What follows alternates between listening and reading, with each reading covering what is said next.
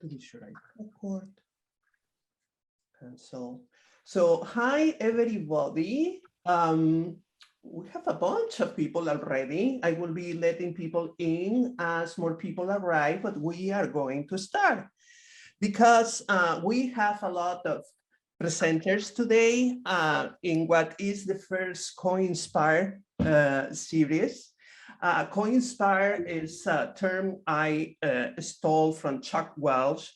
That is a very cool strategist. And the reason to have this CoInspire series will be to bring always a diversity of perspectives from different members at Overflow about a topic that is a hot topic that everybody may bring an opinion or maybe in a point of view, but in the case of our members, is real work that they are going to be doing in a specific space. In this case, it's going to be about metaverse or Web 3.0 or whatever we can want to call it. And we are going to see 5 different people, each of them bringing a different experience and expertise into this space. But we will start with Frank Vichon from Amsterdam, who have been involved in the creation of a new metaverse. So that way, this is going to go fast and furious. We are going to start with Frank. So Frank, if you are ready, or if someone has any question about the procedure, please let me know. But if not, we will start already with Frank, and you tell me when you feel ready. Frank? Yeah, it's okay. We can start now. Perfect. So let's do this. All right. Hi, everybody. Just a little bit of context. So 3 months ago, I've been contacted by a company in Amsterdam called The View. And I didn't know what it was. And actually, they are building a metaverse from scratch. So I'm the strategist in residence. So I'm director of strategy over there. And actually, this is the first time I work for metaverse. So I'm gonna go through my experience in discovering this world. I mean, I've been doing a lot of things with NFTs and so on, but it's the first time I've got a so big project about that. So, well, I started like everybody. What is a metaverse? Yeah. So I'm sure all the other participants will also explain their point of view, but it's a network of immersive multi-user most of the time, 3D virtual worlds on the internet. So it's bringing a virtual and social experience, right? So it's typically, there is a virtual economy linked to it. It's a user-generated content or creators economy, as we say it now. And it's got a very, very permanent identity system, right? The most important is that it can be VR driven, AR also, or both, etc. So you might have learned about Fortnite, heard about Fortnite, Roblox, Sandbox, Decentraland, Somnium. So yeah, so after this thing, very quickly, I was trying to say, okay, what's going on this market? Who is what the people are talking about?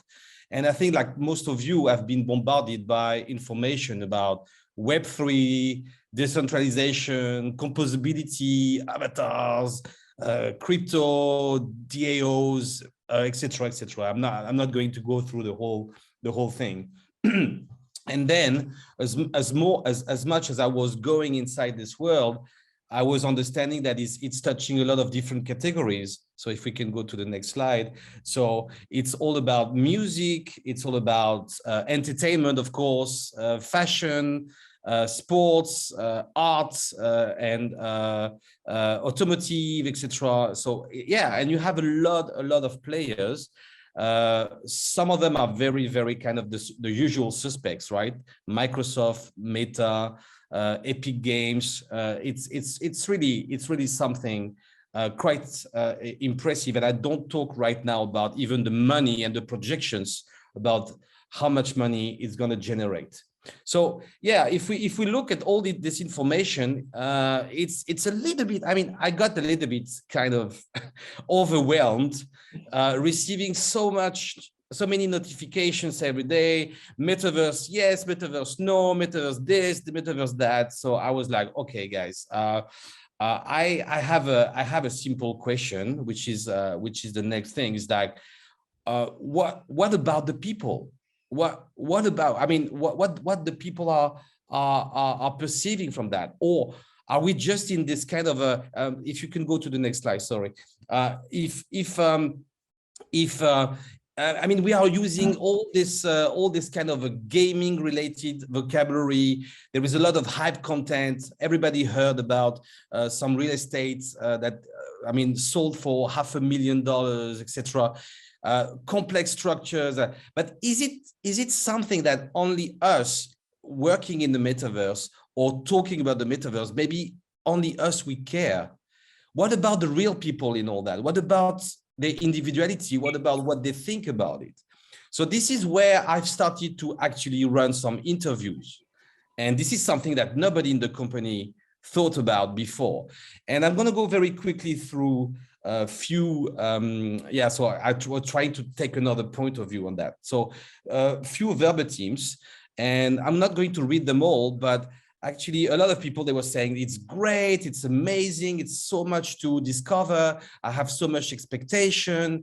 I would say few hours talking about that. I mean, being with my headset, etc.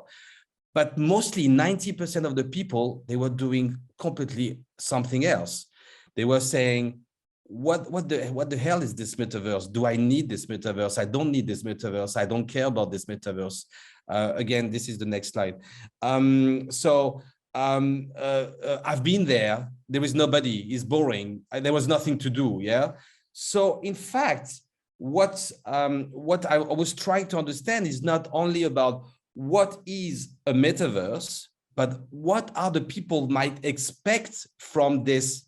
Because, okay, it's happening. It's happening. It's getting bigger and bigger. It's really happening. But what about being human in this evolution, or even some people are saying revolution? Well, because human beings are obviously, and I think this is important to remind to all of us, and we know that from the research perspective, from the strategic perspective, we're not perfect. We're not just like suddenly going to adopt this new world and say, oh, okay, this is really cool, I love it, and this is great. I mean, we have uncertainties, we have biases, we don't really understand what it is about.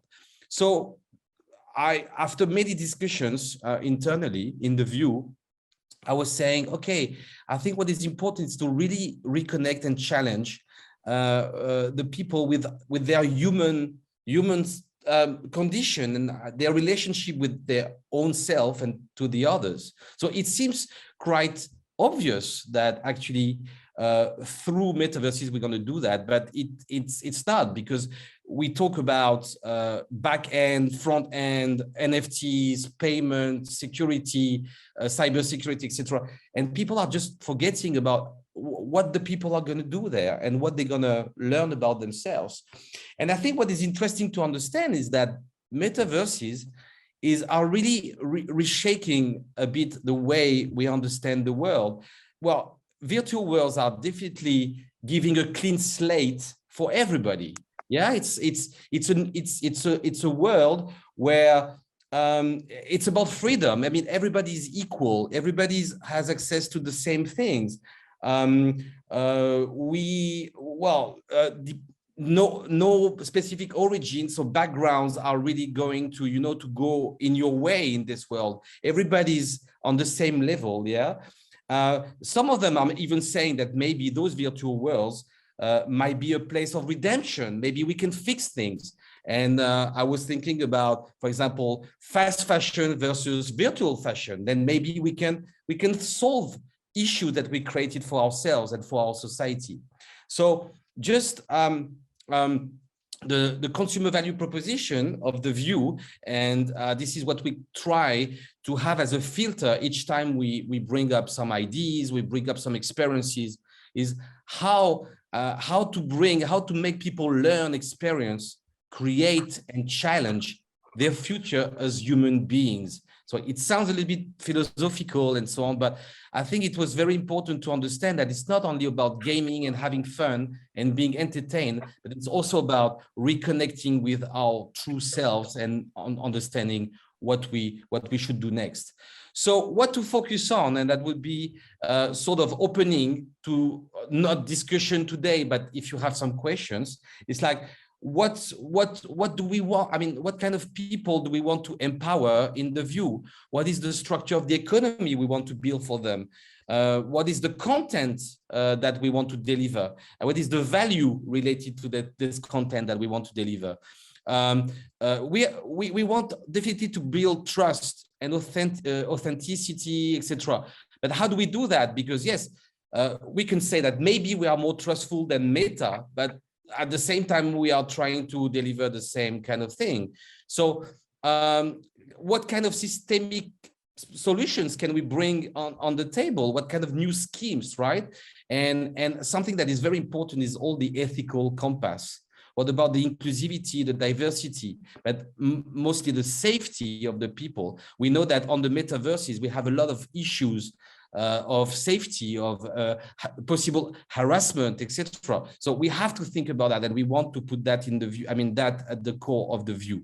So how the view can become this approachable, purposeful, valuable metaverse for everybody. That's all. Oh my God, 9 minutes 40 seconds. I'm good. 17 seconds. Go ahead and no, but okay, no. So this is all about this is all about trying to understand the real value for the people, because it's too many things happening, and I think this is really core of the thinking ahead. Thank you so much. So these are very important opening questions, and exactly, we are not going to answer them today. No.